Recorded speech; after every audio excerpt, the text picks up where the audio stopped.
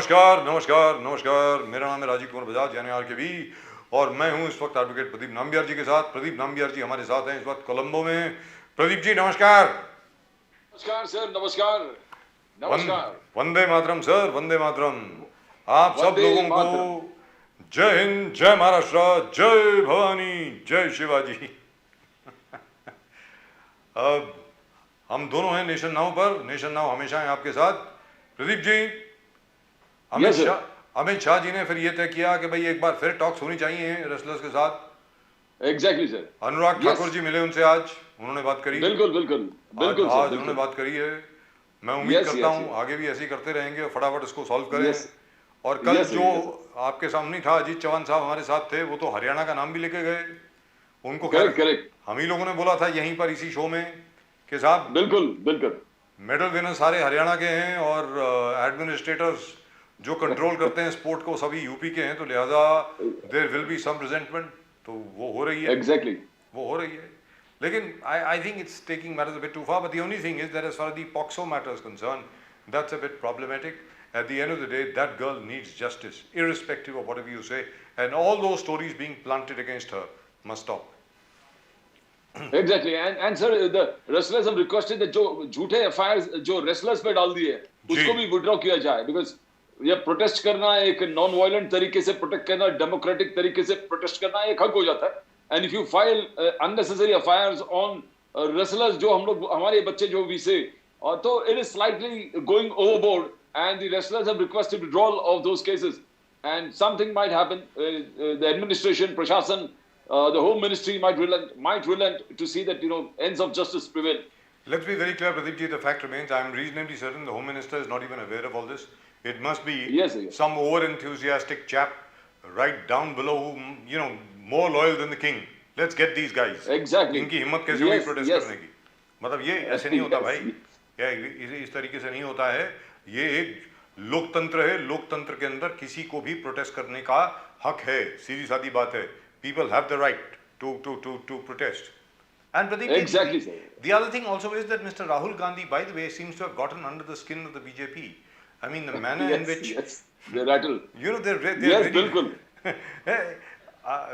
rightfully speaking, if they really think that he's still a pappu, कि राहुल गांधी जी अभी तक पप्पू हैं, तो why are they even reacting to him? I don't understand. But their reaction, especially, They are. I'm surprised at a seasoned diplomat like Mr. S. Jaishankar saying, let me go back Yes, to sir. India, and then you will see the kind of reply I give to Rahul Gandhi. I mean, Exactly, sir. what sort of statement is that? I mean, this is crazy. Rahul Gandhi ने वहां जाकर फिर कुछ बोले कि BJP is always looking into a rear view mirror of a car. They are like looking into the rear view mirror of a car. They are always looking into the past. They are not looking into the future. He is saying BJP lacks जो futuristic view है and he blames Narendra Modi also. He says Narendra Modi ji also he doesn't believe in futuristic vision. He's always looking to the rear view mirror of a car and seeing what's happened in the past. And that's the worst way to drive a car. That's the way. And equating him with God. I mean, now this is what the BJP can't take it lightly. Narendra Modi is believing him to be much superior to God itself.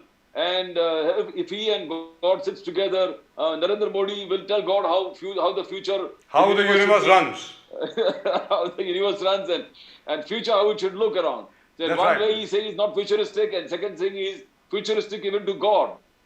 At the moment with us, Pradeep ji, I think we are joined by our old friend Mr. Raju Wagmare of the Congress Party, the very articulate, no holds barred gentleman who says everything that he wants to say in a very polite manner, but he just says it. Raju Wagmare sahab, namaskar. Namaskar sir, Vande Mataram. How are you? I can't see him. I can't see Mr. Raju Wagmare. Why can't I see Mr. Raju Wagmare? Yes sir, I'm not sure what's going on. I think you are adjusting the frame, or are we adjusting your frame? All right, Mr. Wagmare seems to be adjusting his frame. Right, I think we've got him. Sir, we can hear you. We can also see you.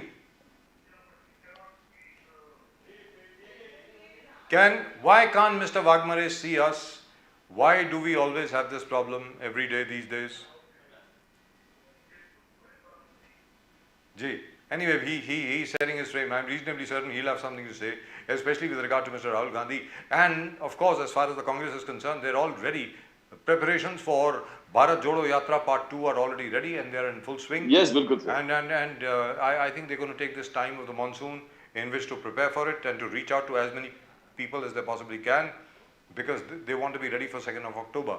And that Bharat Jodo Yatra, I think, is going to last for a long time. It's going to last for about 2.5 months. Yes, bilkul sir. Absolutely. I So, mean, Congress is working extremely hard for 2024 elections, and they are going, as you say, जो temperament है, absolutely aggressive post लिखे गए कि after the victory of Karnataka, they believe that a consolidation of minority votes, 14 to 20%, is there as a matter of right, and no regional party can take it. And this and don't forget the Dalit vote. And don't Exactly, sir. forget the Bilkul, Dalit bilkul. vote. I Yes, think yes. we've got Mr. Wagmare with us. Wagmare Saab, namaskar. Wow, lovely. Look at that. That is a frame. He looks so elegant and so cool and so relaxed. यहाँ पर sir बार बार एक खबर आ रही है राजस्थान से कि किस प्रकार सचिन पायलट साहब जो हैं अभी नाराज हैं, और ये भी हो सकता है कि शायद वो एक अपनी अलग से पार्टी बना लें। अब ये खबर भारतीय जनता पार्टी की तरफ से प्लांट की गई है कि असली है? नहीं, ये ऐसा कुछ भी नहीं है। सचिन पायलट जी इस तरीके का कोई भी काम करने के लिए तैयार नहीं है। सबसे पहली बात वो है, और दूसरी बात देखिए, पार्टी कांग्रेस पार्टी आज इतनी बड़ी है, उसका इतिहास बड़ा है, और हमारे पार्टी में लोकतंत्र है, तो हर एक जन अपनी खुद की इच्छा प्रकट करता है। उसको क्या लगता है पॉलिटिक्स के बारे में, वो बोलने का वो पूरी तरह से हक जताता है। तो उसका मतलब ये नहीं कि इमीडिएटली वो पार्टी छोड़े और दूसरी पार्टी में जाए और कुछ अलग कुछ करे। पायलट जी को भी ये पूरी तरह से मालूम है कि किसी भी हालत में कांग्रेस की आज की स्थिति राजस्थान की बहुत ही बढ़िया और सुंदर है। आने वाले चुनाव में राजस्थान में पहली बार ऐसा होगा कि कांग्रेस पार्टी वापस सत्ते पे आएगी जी। तो ये कुछ गड़बड़ करने का कुछ संबंध सचिन पायलट जी रखेंगे नहीं, और ना ही उनकी कोई मनीषा है। अभी बीच में इसके पहले 10 दिन पहले, before Rahul ji going to US, there was a big meeting happened and everybody was happy. Gehlot साहब भी थे, पायलट साहब भी थे, हमारे वरिष्ठ नेता केसी वेणुगोपाल भी थे, और हमारे पार्टी के अध्यक्ष जो सबसे ज्येष्ठ है हमारे खड़गे जी भी वहां थे, और उन्होंने इन दोनों को बिठा के पूरी तरह से बातचीत की है। दोनों संतुष्ट दिखाई दे रहे हैं। ये मीडिया की गलत फहमी फैलाने का काम है, क्योंकि राजस्थान में भी जो वातावरण है वो पूरी तरह से कांग्रेस के लिए पोषक है।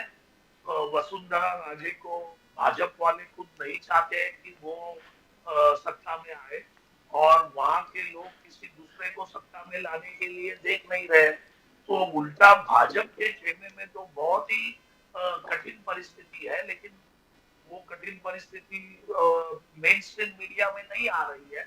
एक्चुअली वहां तो इतनी कठिन परिस्थिति है कि भाजपा के जो वहां के कार्यकर्ता है, वो केंद्र भाजपा का जो नेतृत्व है मोदी साहब और अमित शाह जी का, वो मानने के लिए तैयार नहीं है, क्योंकि ये नेतृत्व को वसुंधरा राजे वहां बैठी हुई सत्ता में पसंद नहीं है, और राजस्थान के कार्यकर्ता को वसुंधरा राजे छोड़ के कोई दूसरा नेतृत्व मान्य नहीं है। तो उनके खेमे में तो बहुत ही भयंकर घमासान शुरू है, लेकिन उसके बारे में कोई मेन स्ट्रीम मीडिया बोल नहीं रहा। वाघमारे साहब, बजाज साहब जो इनिशियली प्रोग्राम में बोले थे कि जयशंकर हमारे एक्सटर्नल अफेयर्स मिनिस्टर, जिस प्रकार से राहुल गांधी जी के आउटबर्स्ट के लिए रिएक्ट किया, उन्होंने कहा कि Rahul Gandhi should understand, the Congress should understand that when you are out of this country, आप विदेश में हो, तो नेशनल इंटरेस्ट की बात है, कलेक्टिव इंटरेस्ट की बात है, नेशनल सिक्योरिटी की बात है, and you can not speak the way Rahul Gandhi speaking. Rahul Gandhi जिस प्रकार से विदेश में बात कर रहे हैं, it is against the interest of the country. he will add on to it। और बाहर जाके जिस प्रकार से राहुल गांधी बोल रहे कि भगवान के तरह आपने नरेंद्र मोदी को इक्वेट कर दिया, और नरेंद्र मोदी जी भगवान को भी बोल देंगे कि यूनिवर्स का कैसा आगे रचना होना चाहिए। So he believes that Narendra Modi is God, and these kinds of statements are not in tune with national morality. That is what Jay Shankar is saying, sir. How will you react to that? सबसे पहली बात, there is one thing I can tell you the India's moral as very high. Every Indian knows what India it is and how the India is surviving and going ahead. That everybody knows. But everybody knows at the same time how Mr. Narendra Modi is taking India backward, how Narendra Modi is taking India 50 years backward, and what kind of decision Mr. Narendra Modi is taking. So everybody knows. And I wanted to tell Mr. Jaishankar that today's world is a digital world. Whether Rahul Gandhi will speak about India inside India or he will speak about India outside India, it is going to go everywhere. Now you and me are talking on this show. Do you think that this show nobody is watching in United States or England or anywhere in the world? It is a digital world. So ये सब बच्चे लोगों की जो बातें हैं वहां जाके ऐसा नहीं बोलना चाहिए. इनको अभी थोड़ा मैच्योर होना पड़ेगा जयशंकर जी को. दूसरी बात, राहुल जी ने जो बात कही है वो बात सही है ना कि भाई हमारे प्राइम मिनिस्टर भगवान के बराबर है. क्योंकि हमारे देश में ये जो सरकार है ये पहली बार ऐसा हो गया है कि विदेश मंत्री जाना चाहिए तो प्रधानमंत्री मोदी जी जाते हैं बाहर सब घूमने के लिए. अर्थ मंत्री ने बात करना चाहिए रिजर्व बैंक के बारे में या डीमोनेटाइजेशन के बारे में तो प्रधानमंत्री इसके बारे में घोषणा करते हैं. राष्ट्रीय सुरक्षा की बात हो, सैन्य की बात हो, आर्मी की बात हो तो वहां प्रधानमंत्री पहुंच जाते हैं. राफेल का डील करने की बात हो जो संरक्षण मंत्री का पूरा अधिकार है तो वहां प्रधानमंत्री जाके जो हमारे एरोप्लेन है उसकी डील प्रधानमंत्री करते हैं. तो हमारे एक ही प्रधानमंत्री है कि जिनको सभी जो जितने भी डिपार्टमेंट है उनका ज्ञान है. अभी वो ज्ञान कितना थोड़ा है और उस ज्ञान से देश का कितना नुकसान हो रहा है ये पूरा देश जान रहा है ना. Wagmere Sahab, one small thing. I don't know whether you've read this, and Pradeep ji, I don't know whether you've read this or whether you may have missed it. I'm not sure. Dr. Subramaniam Swamy has come out with a tweet where he says that by tomorrow, I think he'll come out with a detailed statement. He says that he has studied all the government figures with regard to GDP growth, and he says he finds them to be very, very contradictory. According to him, the Indian economy is really growing anywhere between 4 to 5% and it is not 7.2%. ये doctor Subramaniam स्वामी बोल रहे हैं. वाघमरे साहब. Sir, if you remember, in your channel only, I spoke about this GDP calculation. Yes. When Mr. Narendra Modi came into the power, the GDP calculation का जो formula था वो formula ही भाजपा सरकार ने बदल दिया और उस फॉर्मूला से अगर आप काउंटिंग करते हो तो 2% you are coming higher side. Yes. तो इसका मतलब ये हो गया कि 7.5 का जो या 7.3 का जो जीडीपी ग्रोथ का फिगर है तो वो फिगर बराबर 5.3 पे जाता है या 5 पे जाता है क्योंकि इन्होंने कैलकुलेशन फॉर्मूला ही बदल दिया है लोगों को बताने के लिए कि भाई इंडिया की ग्रोथ अच्छी तरह से हो रही है. अभी दूसरा पॉइंट, वर्ल्ड जो ऑर्गेनाइजेशन है इसके बारे में जो इकोनॉमिक्स के बारे में बात करते हैं जी, उन्होंने आज के ही पेपर में जो 6.7 या 6.5 का था ग्रोथ वो आज 0.3% कम कर दिया and they are saying that it will go below that also and it will reach around 5. ये अभी वर्ल्ड इकोनॉमिक फोरम की मैं बात कर रहा हूँ, उन्होंने भी यही बात बता दिया. अभी दूसरी बात लेमन टर्म्स में दर्शकों को जानने के लिए अगर भारत की ग्रोथ हमारे देश की ग्रोथ अगर इतनी हाई है तो ग्रोथ कहाँ से बढ़ती है? ग्रोथ बढ़ती है जॉब से, ग्रोथ बढ़ती है एक्सपोर्ट से, ग्रोथ बढ़ती है एग्रीकल्चर से, ग्रोथ बढ़ती है कोर सेक्टर में जो आप काम करते हो उसमें. अभी देश के जो 8 कोर सेक्टर हैं जिसमें माइनिंग आता है, जिसमें ऑयल आता है, जिसमें एक्सपोर्ट आता है, ये सब कोर आयरन आता है, इस सब कोर सेक्टर में वी आर बिलो पहले के ग्रोथ से 2% बिलो है. बेरोजगारी तो आसमान को छू रही है, तो जॉब ही नहीं है। स्मॉल स्केल, मीडियम स्केल तो पूरी तरह से बंद हो चुके हैं। एक्सपोर्ट हमारा डाउन है। 8 कोर सेक्टर में हम 2% बिलो है। तो भाई ग्रोथ कहां से आएगी?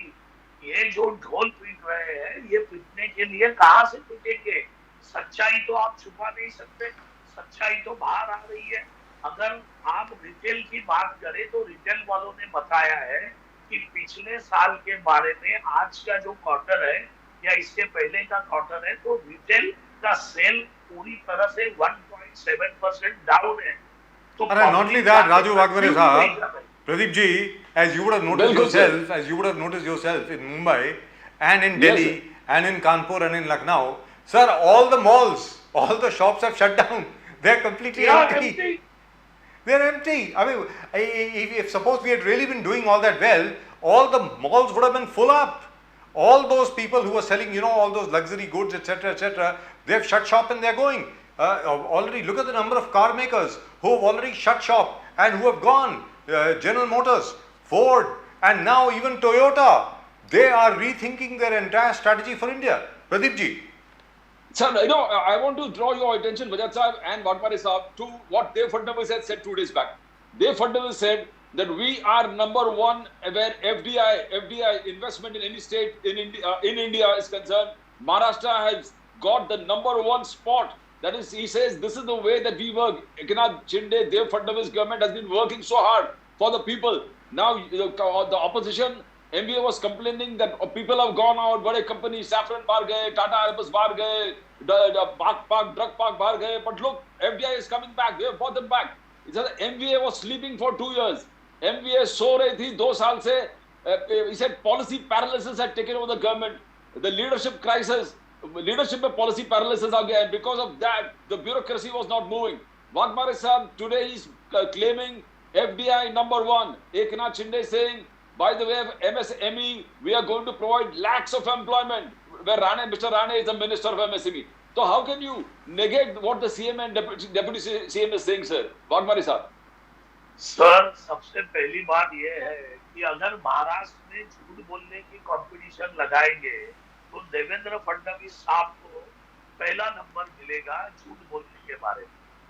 व्हेन देवेंद्र फडणवीस ये सब बातें कह रहे हैं कि महाराष्ट्र इतना आगे बढ़ रहा है, तो भाई उसके प्रूफ तो दिखाइए।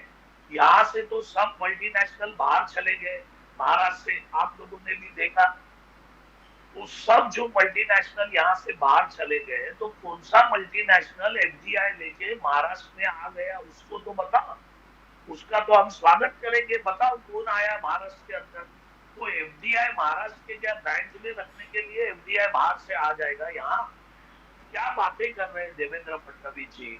और दूसरी बात, जो बोलते हैं कि 2 साल एफडीआई का पैरालिसिस था, पैरालिसिस की बात कैसे कर सकते हैं? 2 साल तो कोविड था हमारे टाइम में।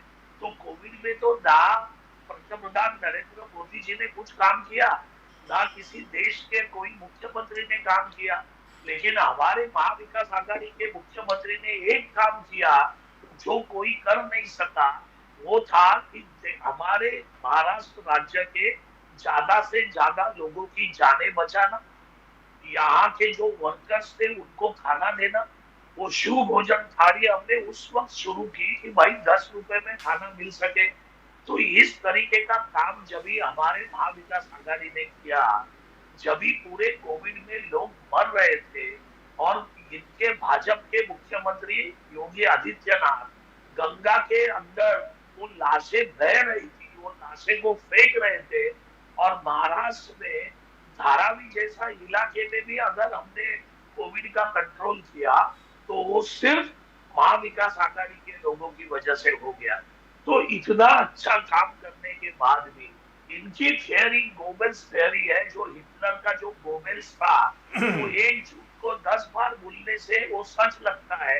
लेकिन अभी महाराष्ट्र की जनता को भी और देश की जनता को भी ये हिटलर और इनके जो गोबेल्स है, इनकी थियरी का पता चल गया है। वागमरे साहब, चाहे perhaps Mr.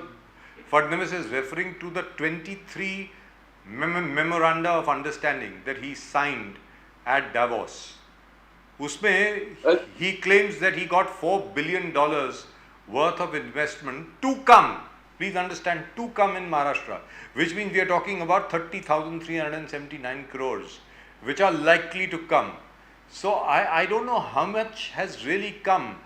Do you have any idea how much has come in 2022? Sir today Devendra Fadnavis inauguration है टोरेंट कंपनी का कोई कलेक्टिव उनका यहाँ पर गवर्नमेंट के साथ 70,000 करोड़ के इन्वेस्टमेंट था and he said this is going to create 30,000 jobs और वगैरह वगैरह so that gave him the confidence to say again and again that FDI is coming to India जैसे वाघमारे साहब बोल रहे हैं everybody went away the flight away from Maharashtra but I am bringing it back that's what he was claiming. No, but is he talking about MOUs or is he talking about real FDI? Waghmare sir. आज तो yes. Sir Devendra Fadnavis साहब Davos में कागज के टुकड़ों के ऊपर जो MOU किए हैं उसके बारे में एडिंग करके बात कर रहे हैं. अभी मैं आपको बताता हूँ दावोस में जो कंपनियों के साथ इन्होंने एग्रीमेंट किए उसमें से आधे कंपनी ऑलरेडी इंडिया में है. वो लोग इंडिया में काम कर रहे हैं, उनके सब्सिडीज वहां थे और उन्होंने इनके साथ MOU बना के साइन किया दिखाने के लिए कि यहाँ इन्वेस्टमेंट आने वाली है. तो इन्वेस्टमेंट आई नहीं, अभी तक एक भी कंपनी आई नहीं. तो हवा में पुल बनाने से क्या फायदा. रही बात टोरंट की, तो टोरंट कंपनी जो है वो किसकी है भाई, उसमें इन्वेस्टमेंट किसका है वो देखिए. अमित शाह जी का इन्वेस्टमेंट है. यही कंपनी है कि जिसको MSME के इसमें इन्होंने अंदर महाराष्ट्र के अंदर जब ये मुख्यमंत्री थे तभी उसको घुसाया. यही कंपनी को 230 करोड़ का टैक्स बेनिफिट दिया. क्यों दिया ये मालूम नहीं, लेकिन दिया बेनिफिट क्योंकि अमित शाह जी की कंपनी है. और ये कंपनी कहाँ से जॉब देगी, इनके पास ना कुछ बिजली बनाने के कुछ साधन है ना ये बिजली बनाती है. ये ट्रेडिंग कंपनी है, तो ये कहाँ से जॉब देने वाली है, कहाँ आसमान से जॉब आएगा. जी, but the only thing is that I think it'd be better if we actually take a look. But then that will go into a totally different spin. That kind of discussion will go into a totally different spin, where if you look at the World Economic Forum and if you look at the actual figures, we are looking at the investment which has come in between 2019 to 2022. We are looking at that. Now, there have been capital inflows, but there have been quite a lot of outflows. So, perhaps more research needs to be done as to how much is the actual money which has really come in. Now, Gujarat and Maharashtra lead India in terms of foreign direct investment. On that, there is no doubt. But they have always led India. Maharashtra शुरू से ही number 1 रहा है FDI में, कोई नई बात नहीं है उसके लिए, ऐसी कोई बात नहीं है. लेकिन यहाँ पर सर आप ये बताएं वाघमारे साहब, that in terms of real jobs, do you see any difference on the ground? जमीन के ऊपर आपको कोई फर्क दिख रहा है कि actual jobs have been created? Sir मैं जमीन का नेता हूँ, कार्यकर्ता हूँ. मैं लोगों के अंदर घुस के काम करता हूँ. मैं एसी केबिन में बैठने वाला नेता नहीं हूँ. मैं आपको जमीन की सच्चाई बताता हूँ. मेरे इधर मेरे एरिया में पुलिस की भर्ती थी, महाराष्ट्र पुलिस की भर्ती थी. वहाँ जॉब का वैकेंसी था 800, 800 850 का वैकेंसी था. बजाज साहब मैं आपको बताता हूँ यहाँ 80,000 90,000 से ज्यादा लोग पुलिस कांस्टेबल के जॉब के लिए आए थे, और जिसमें डबल ग्रेजुएट, जिसमें इंजीनियर थे, जिसमें डबल ग्रेजुएट लोग थे, जिसमें डिप्लोमा होल्डर्स थे, जिन्होंने लॉयर्स थे कोई. तो ये सब पुलिस कांस्टेबल के नौकरी के लिए यहाँ लाइन में खड़े थे. रात भर फुटपाथ पे सोए, और 800 जॉब के लिए 1 लाख लोग आए थे जी. अगर इतना रोजगार इस महाराष्ट्र में है तो ये चित्र आपको क्या बताता है. हमारे यहाँ जितने भी कारखाने स्मॉल स्केल इंडस्ट्री में आप चले जाओ तो सब स्मॉल स्केल इंडस्ट्री आधे से ज्यादा फ्लोर ये बंद हो चुके हैं. वहां कोई काम नहीं है. कोविड में जो लोग महाराष्ट्र छोड़ के गए, अब सब सब रेस्टोरेंट्स की हालत ऐसी है कि जो रेस्टोरेंट में पर्टिकुलर डिश आपको अच्छी मिलती थी या 2-3 डिश अच्छी मिलती थी, आप खाने के लिए जाओ तो आपको पता चलेगा कि वो डिश अभी वहाँ अच्छी क्यों नहीं बन रही है, क्योंकि बनाने वाले जो थे वो महाराष्ट्र छोड़ के चले गए। अभी वहाँ कोई नया आदमी है, उसको समझता नहीं और कुछ मिलता नहीं है, रेस्टोरेंट खाली पड़े हैं। तो नहीं तो वाघमरे साहब, जैसा प्रदीप जी ने अभी पूछा आपसे और उसके पहले भी हर रोज आपसे यही बात पूछते हैं कि भाई आखिरकार कांग्रेस इसमें अलग क्या करेगी अगर मान लीजिए आपकी सत्ता आ जाती है, जैसे अभी लग रहा है कि आपका एमबीए साहब, देखिए महाविकास आघाड़ी आपकी अगर एक रहती है, एकत्रित आप लोग रहते हैं, तो आप अलग थलग क्या करेंगे? What is the different thing that you going to do sir? That is, मैं आपको बताता हूँ हम लोग अलग क्या करेंगे। हम छत्रपति शिवाजी महाराज और शाहू फुले अम्बेडकर के ऊपर प्यार करने वाले लोग, और हमारा प्यार और हमारी आस्था उनके प्रति सच्ची है। हम गुजरात में प्यार करने वाले लोग नहीं, गुजरात स्टेट के ऊपर और उनके नेताओं को पैर छूने वाले हम लोग नहीं है। सर तो वो भी हिंदुस्तान का हिस्सा है सर, कि यहाँ sir they are also Indian sir, ऐसा मत कहिए सर, हिंदुस्तानी है ना। No, please, no, they are Indians. I believe they are Indians. It's not a thing. But my state is also important for me. Yes. Because my certainly. people have to have the job. मेरे लोगों को खाना चाहिए, मेरे लोगों को रोजगार चाहिए। तो मैं मेरे स्टेट के जो उद्योग धंधे हैं, जो भी कंपनियां आएंगी, उनको मैं गुजरात नहीं भेजूंगा।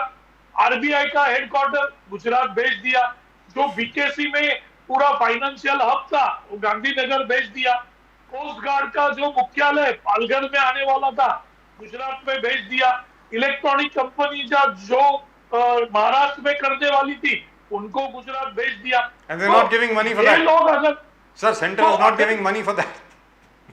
वो फॉक्सकॉन की अगर आप बात कर रहे हो तो उसके लिए सरकार ने पैसे देने से फिलहाल मना कर दिया, भारत सरकार ने किया। ये बात ठीक है, लेकिन ये लोग ने तो हमारे टाट में जो था, हमारे प्लेट में जो था, उसको लेके जाके गुजरात को दिया। हम लोग तो महाविकास आघाड़ी ये काम नहीं करेंगे।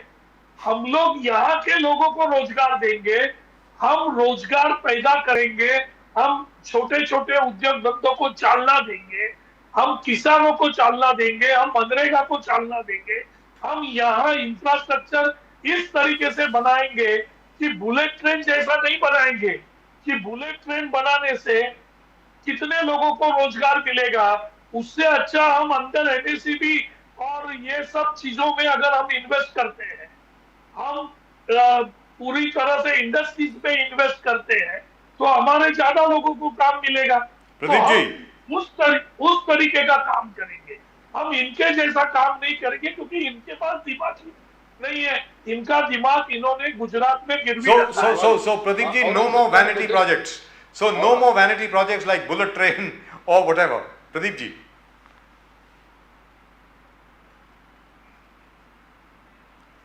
I think we are having a problem with Pradeep ji's network. Sir bullet train ये प्रोजेक्ट करके बजाज साहब बुलेट ट्रेन प्रोजेक्ट करके वो बुलेट ट्रेन से कोई जाने वाला ही नहीं है सर। आपकी फ्लाइट की टिकट जो है वो बुलेट ट्रेन का जो टिकट इन्होंने स्पेसिफाई किया था उससे 500,000 रुपए का फर्क है। तो कौन आदमी 500,000 रुपया कम करने के लिए इतने घंटे ट्रेन में बैठ के जाएगा बताओ? कोई नहीं जाने वाला है। Because everybody wants to save time. तो इतना पैसा, इतना कर्जा जापान से लेके इतने लोगों को बेघर करके, खेती की जमीन लेके उनको बेघर करके, उनको एक्स्ट्रा पैसा देके, ये किसका लाभ होने वाला है? मेरे ख्याल से बुलेट ट्रेन की जमीनें भाजपा के नेताओं ने खरीद ली थी। महाराष्ट्र में रॉयल्स चालू है, औरंगजेब के नाम पे रॉयल्स चालू है, और देवेंद्र फडणवीस ने सीधा बीजेपी ने इल्जाम लगाया कि दिस एंटायर रॉयल जो लगातार हर डिस्ट्रिक्ट में हो रहा है, कहीं पुणे में हो गए, कहीं नगर में हो गए, various places they blaming Dev Fadnavis, BJP is blaming Congress for this riots, they saying opposition. कुछ पार्ट है जैसे नीतीश राणे से Uddhav Thackeray is behind this riots. ये जो रॉयल्स है देवेंद्र फडणवीस का कहना कि अचानक औरंगजेब कहां से पैदा हो गया, और लोग औरंगजेब के फेसबुक में ये डालने लगा कि post we are with Aurangzeb and all this kind of things. तो अचानक औरंगजेब पैदा आप लोग कर रहे हैं, ऑपोजिशन कर रहे हैं यहाँ पर, आप लोग दंगा कराना चाहते हो, आप लोग जो दिखाना चाहते हो कि बीजेपी भी। Yes sir. सर सिंपल बात है, हिंदी में एक यस कहावत सर, है, बोलिए। उल्टा चोर कोतवाल को डांटे। चोर जो है वो कोतवाल को डांट रहा है। अभी देखिए सिंपल बात है, मैं पॉइंट्स पे बात कर रहा हूं। अगर महाविकास आघाड़ी के लिए वातावरण बहुत अनुकूल है, सब जगह से लोग कह रहे हैं कि महाविकास आघाड़ी सत्ता में आनी चाहिए, तो हम दंगल क्यों करेंगे? हम तो ऑलरेडी पॉजिटिव मोड पे है, तो दंगल कौन करेगा जो निगेटिव मोड पे है? और इनकी हिस्ट्री ये बताती है भाजपा की कि जहां भी चुनाव हो वहां विकास का काम नहीं होता है, तो वहां दंगे कराओ, वहां हिंदू वोट का ध्रुवीकरण करो, और हिंदू वोट का ध्रुवीकरण करके जनता के पास चले जाओ। अभी इनको पता चला कि एक भी सर्वे के अंदर भाजपा को कोई भी मत मिलने वाला नहीं है, तो इनके पास फिर बचा क्या? तो इनका जो पुराना फॉर्मूला है वही फॉर्मूला इनके पास बचा कि हिंदू मुस्लिम, हिंदू दलित, इन पे दंगल गड़ाओ, ध्रुवीकरण करो, और अगर अपने को उसमें से कुछ वोट मिलते हैं वो देखो। महाविकास आघाड़ी का संबंध ही नहीं आता है। ये क्या करते हैं, कुछ भी करके दंगे भड़काने के लिए। अभी मीडिया में क्या आता है कि हिंदू संगठन रास्ते पे उतरे। एक मिनट मुझे बोलने दीजिए। हिंदू संगठन रास्ते पे उतरे, मैं पूछना चाहता हूं ये हिंदू संगठन भाई किसका नाम है? कौन सा संगठन रास्ते पे उतरा वो बताओ। क्योंकि हिंदू संगठन के नाम लेके भाजपा के कार्यकर्ता रास्ते पे उतरते हैं और भाजपा के कार्यकर्ता दंगे खड़ाते हैं। ये मेरा स्ट्रेट आरोप है इनके ऊपर, क्योंकि हिंदू संगठन के जो हिंदू लोग हैं इनको क्या दंगे करने के लिए टाइम है? इनके घर में क्या इतना पैसा भरा पड़ा है, रोटी भरी पड़ी है, तो इनको अभी कुछ टाइम पास नहीं, इसके लिए दंगे करेंगे? क्या हिंदू लोगों को समझता नहीं है? हिंदू या मुस्लिम, उनको क्या दिमाग में अक्ल नहीं है कि भाई दंगे करने से गरीब आदमी पिटता है, बाकी किसका कुछ नुकसान नहीं होता? तो क्यों करेंगे हिंदू संगठन? हिंदू लोगों को बदनाम करने का काम ये भाजपा के लोग करते हैं। मैं बोलता हूं कौन सा हिंदू संगठन इतना बड़ा है कोल्हापुर में कि वो हिंदू संगठन रास्ते पे उतरा? एक भी संगठन इतना बड़ा नहीं कि जो रास्ते पे उतरेगा। तो हिंदू संगठन के नाम पे भाजपा के कार्यकर्ता रास्ते पे उतरते हैं और ये दंगे भड़काने का काम करते हैं। ये मेरा स्ट्रेट आरोप है बीजेपी के ऊपर, और मेरा चैलेंज है देवेंद्र फडणवीस जी को, अगर आप में इतनी हिम्मत है तो देखिए ना हिंदू संगठन के कौन से कार्यकर्ते हैं, वो सब लेके बाहर आइए। सर लेकिन उन्होंने तो कहा है सर, स्पेशली क्योंकि कोल्हापुर में आज की तारीख में कर्फ्यू है, आदरणीय सामान्य deputy chief minister Devendra Fadnavis ji ने यह कहा है कि अचानक औरंगजेब की औलाद कहां से पैदा हो गई। अलग अलग डिस्ट्रिक्ट में औरंगजेब की तस्वीर के पोस्टर लेकर के लोग पता नहीं कहां कहां पर जा रहे हैं और they are creating ill will in society, ऐसा देवेंद्र फडणवीस साहब ने कहा है। और यह भी कहा है that this will not be tolerated in Maharashtra. Sir अरे देवेंद्र फडणवीस जी को मैं कहना चाहता हूं कि भाजपा के नेताओं ने कृपा करके लोगों का बलिदान देके सत्ता के लिए इतनी घिनौनी राजनीति करना बंद कीजिए। ये कौन लोग हैं कि जो औरंगजेब का फोटो लगाते हैं उनके ऊपर पूरी तरह से कार्रवाई करो, उनको जेल में डालो? कौन लोग हैं? ऐसा अचानक कैसे पैदा हो गए? हम भी तो यही पूछ रहे हैं। और जैसे ही वो पैदा हो गए यहाँ हजारों लोग रास्ते पे कैसे आते हैं? तो ये क्या पूरी तरह से वेल प्लान नहीं है? लोगों को इतना टाइम है कि सब बंद करके इमीडिएटली जॉब को छुट्टी लेके रास्ते पे उतर के पत्थरबाजी करना, ये वेल प्लान है? तो ये प्लानिंग किसने की? सरकार आपकी है, पुलिस आपके पास है, तो आपके पास इसकी जानकारी क्यों नहीं है? क्योंकि आप ये जानकारी लोगों को बताना नहीं चाहते, क्योंकि ये हिंदू संगठन वगैरह कुछ भी नहीं है। ये भाजपा का पूरी देन है, ये भाजपा के कार्यकर्ता है। और यही रस्तों के ऊपर उतर के देखिए, हमने कांग्रेस पार्टी ने डीजी साहब को एक कोल्हापुर की दंगल के पहले हमने निवेदन दिया और बताया कि महाराष्ट्र के अंदर 16 जगह के ऊपर ऐसी छोटी छोटी दंगे ये महाराष्ट्र में होना चालू हो गया है। और इसके पीछे आप ध्यान दीजिए, ये लोगों को भड़काने का काम कर रहे हैं। ये इसका निवेदन हमने डीजी साहब को दे दिया, जिसका पूरा ये डिपार्टमेंट देवेंद्र फडणवीस जी के हाथ में है। तो फिर ये पुलिस का फेल्योर नहीं है कि पुलिस को मालूम नहीं कि हजारों लोग रास्ते पे आने वाले हैं, या पुलिस उनको आने को दे रही है, ये बताइए। और हमारे बाजू से पॉजिटिव अगर सब जगह वातावरण है तो हम ये दंगे बिंगे हमारा काम नहीं है। धर्म को राजनीति में लाने का पाप अगर इस देश में किसने किया है तो वो भाजपा ने किया। प्रदीप जी, बट सर, भैया साहब, वाघमारे साहब, इसके बाद मन से भी शुरू कर दिया आंदोलन। मन से भी गली गली, अभी दादर में उन्होंने औरंगजेब के पुतला जला दिया। ये औरंगजेब एक सिंबल बना हुआ है शिवाजी महाराज के रेजिस्टेंस का, हिंदवी स्वराज का। एक सबसे बड़ा एनिमी औरंगजेब है। इस देश का हीरो नहीं बन सकता, भारत का हीरो नहीं बन सकता, महाराष्ट्र का हीरो नहीं बन सकता। देखिए प्रदीप जी, औरंगजेब हीरो तो है ही नहीं, ये तो हम भी बोलते हैं। वो हमारे छत्रपति शिवाजी महाराज के खिलाफ थे, तो नेचुरली वो यहाँ का हीरो बन नहीं सकता। सबसे पहली बात, क्या छत्रपति शिवाजी महाराज ने औरंगजेब के खिलाफ जो युद्ध लड़ा, या औरंगजेब ने जो छत्रपति शिवाजी महाराज के खिलाफ जो युद्ध लड़ा, ये युद्ध छत्रपति शिवाजी महाराज हिंदू थे और औरंगजेब मुस्लिम था, इसके लिए उनके दोनों के बीच में युद्ध हुआ, या ये युद्ध जमीन के लिए हुआ, पैसों के लिए हुआ, राज्यों के लिए हुआ? तो अगर आप इतिहास देखेंगे तो आपको पता चलेगा उस वक्त की एक भी लड़ाई धर्म के नाम के ऊपर नहीं लड़ी थी। औरंगजेब के पास हिंदू सरदार थे, हिंदू सेनापति थे जो उनके सैन्य में थे, जो शिवाजी महाराज के खिलाफ लड़ रहे थे। आदरणीय शिवाजी महाराज, छत्रपति शिवाजी महाराज के सैन्य के अंदर मुस्लिम सरदार थे, मुस्लिम लोग थे जो शिवाजी महाराज की तरफ से औरंगजेब के साथ लड़ रहे थे। तो वहां हिंदू मुस्लिम की लड़ाई ये थी नहीं।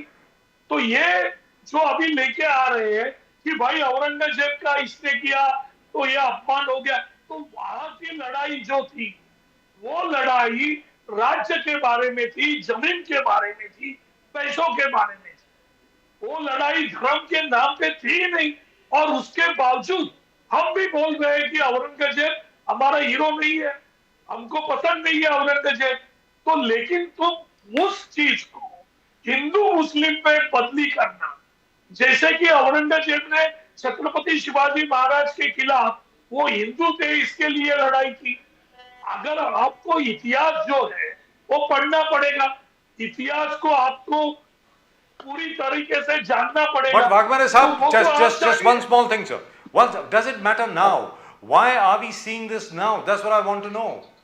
How is Aurangzeb relevant now? I don't understand. Sir, why would people sir, carry posters of Aurangzeb at this time? For what reason? Sir एक कहावत है, गड़े मुर्दे उखाड़ने से सिर्फ बदबू आती है जी, बाकी कुछ नहीं होता।